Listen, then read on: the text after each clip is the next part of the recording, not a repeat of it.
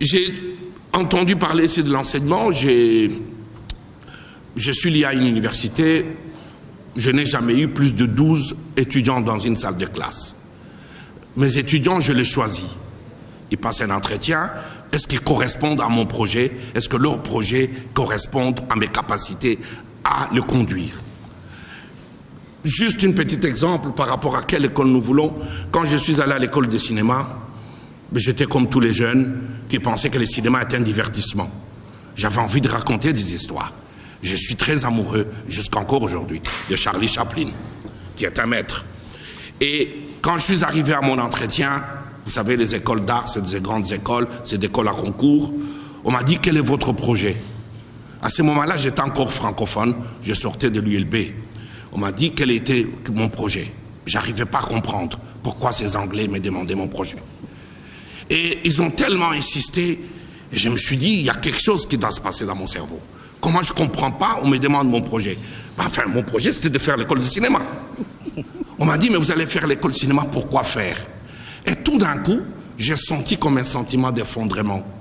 J'avais passé des années à l'université, j'avais écrit, j'avais mis en scène au théâtre, et tout d'un coup, j'étais idiot devant une question fondamentale. On m'a dit, mais faire étudier, ce n'est pas un projet. Qu'allez-vous faire de ce que nous allons vous enseigner? Qu'allez-vous faire de ce que nous allons vous donner?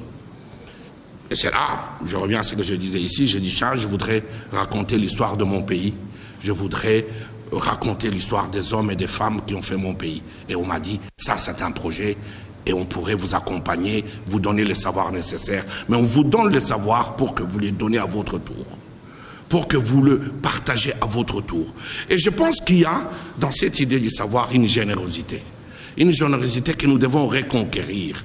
Une générosité qui est une obligation de conduire les plus jeunes à nous, de continuer ce que nous n'aurons pas accompli. Le rôle du cinéma, vous savez, le cinéma, ce n'est pas un divertissement. Le cinéma, c'est un art politique. C'est un art de représentation de l'autre. Ce que fait Hollywood, enfin j'y ai travaillé, ce que fait Hollywood, c'est la production de l'imaginaire américain. L'Amérique n'a jamais gagné une guerre, mais l'Amérique a gagné toutes les guerres au cinéma. On a l'habitude de dire dans la sociologie de l'image que nous, Africains, nous sommes colonisés par l'image des autres.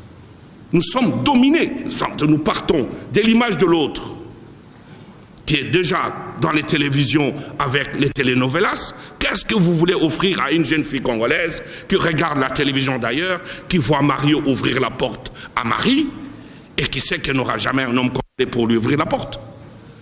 On crée une génération de traumatisés parce que les outils de représentation culturelle sont absents. Tout le pays que nous connaissons, et ici un pays qui, beaucoup de gens voyagent à Dubaï. Dubaï, c'est une utopie, où Dubaï a été créé dans le désert. Dubaï n'a ni or, ni diamant. Dubaï n'a pas de gaz. Dubaï n'a pas de pétrole. J'ai l'habitude d'y aller parce qu'ils ont un très grand festival de films. Mais Dubaï est construit sur une utopie supérieure. Quelle serait ainsi notre utopie supérieure?